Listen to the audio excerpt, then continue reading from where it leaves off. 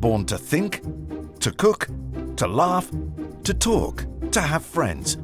All of this seems better suited to humans than running, doesn't it?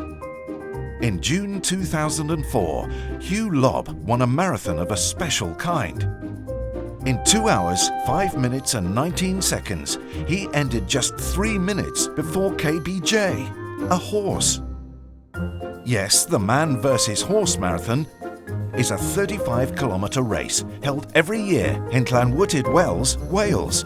If Hugh Lobb hadn't been the first human to win the race, perhaps the feat wouldn't have been so unusual after all.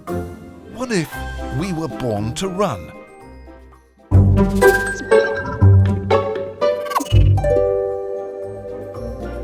Before it made it as the title of Christopher McDouglas's bestseller for the running community, Born to Run was Bruce Springsteen's famous song title, and back then, who would have credited such an odd idea? True, Usain Bolt, the fastest human ever to put on running shoes, has been flashed at 44.72 kilometers per hour. But animals such as cheetahs run at more than 120 kilometers per hour, lions at over 80, and even elephants can reach up to 40. Yet our records become even more impressive when you consider long distances. Every year, the Mont Blanc Ultra Trail takes runners over 166 kilometers and has them climbing from sea level to the top of Everest. Over such distances, some people argue humans are unbeatable. The reason for this human domination lies in how our bodies have evolved over time. We have more than 2 million sweat glands which cool us down efficiently, when most animals need to stop running and pant if they are not to overheat. Our slow-twitch muscle fibers, used for long-distance running, are fuel-efficient compared to the fast-twitch muscle fibers we use in powerful short bursts of activity. One explanation of how we became so good at long-distance running could be to invert the question and argue that it is actually running that made us human. This is the theory of Daniel Lieberman, chair of the Department of Human Evolutionary Biology at Harvard University, and biologist Dennis Bramble of the University of Utah.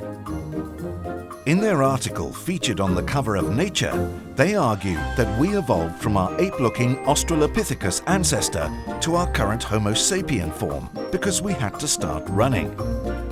When we still looked like apes, we actually lived like apes, looking for food and going back to our comfortable and safe spots up in the trees.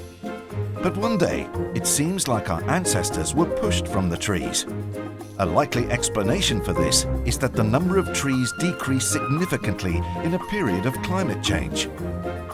Out in the treeless and wide-open plains, we were on our way to becoming humans. The commonly accepted explanation before was that walking made humans unique. The ability to move on 2 legs, to see far away and move progressively. But Lieberman and Bramble found 26 features of our evolved bodies that are related solely to running and which are not needed while walking, among which our shoulders are decoupled from our head and neck, which allows us to look left and right easily while running forward. Our buttocks are massive. Apes have no buttocks at all. Buttocks are absolutely essential to stabilize us while running, while they are not very relevant while walking.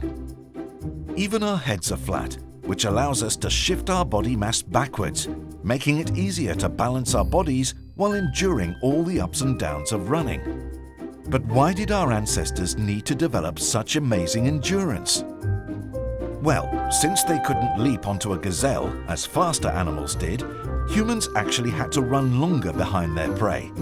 They would chase them towards hot and sunny areas. Since deer cannot cool down while running, after a while they would have to stop to pant. Humans weren't so far behind though, and the deer would have to start up again if it didn't want to get caught, until it literally overheated and collapsed. The technique is called persistence hunting. What about injuries though? Certain accounts show that more than 50% of runners get injured every year. If we are made for running, why do we get injured so often? Advocates of barefoot running blame our shoes. Our bodies are supposed to be self-sufficient in terms of running gear.